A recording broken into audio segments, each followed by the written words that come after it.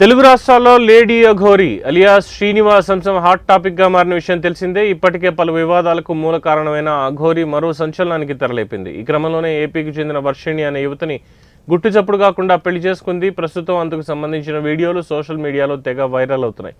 మధ్యప్రదేశ్ రాష్ట్రంలోని ఒక చిన్న ఆలయంలో అఘోరి శ్రీవర్షిణి మెడలో తాళి కట్టగా ఇద్దరూ ఒకరికొకరు దండలు మార్చుకున్నారు. అనంతరం తలంబ్రాలు పోసుకోవడంతో పాటు 7 అడుగులు కూడా కలిసి నడిచిన దృశ్యాలు ఈ వీడియోలో ఉన్నాయి.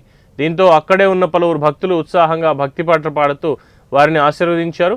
కాగా నందిగామలో వివస్త్రగా ఉన్న సమయంలో వర్షిణి ముందుకొచ్చిన అఘోరికి సాయం చేసింది. అనంతరం వారి మధ్య పరిచయం కాస్త ప్రేమగా మారడం. ఈ క్రమంలోనే అఘోరి వర్షిణిని గుజరాత్లో పెళ్లి చేసుకున్నాడు.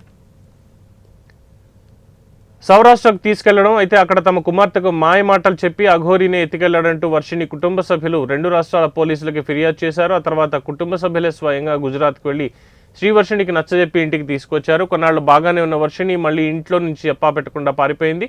2 రోజుల క్రితం అఘోరితో మళ్లీ దర్శనమిచ్చింది.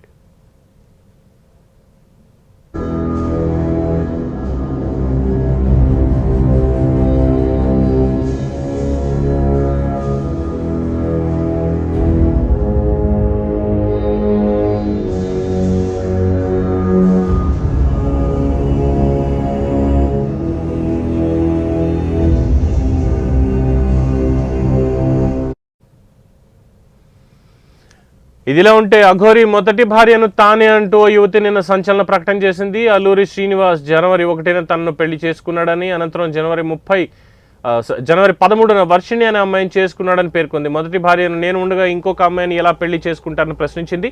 తనకు జరిగిన అన్యాయం మరెవరికి జరగొద్దనే తాను మీడియా ముందుకు వచ్చానని చెప్పుకొచ్చింది. పోలీస్ శాఖ, ప్రభుత్వం లేడీ అఘోరిపై కఠిన చర్యలు తీసుకోవాలని బాధిత యువతి కోరింది.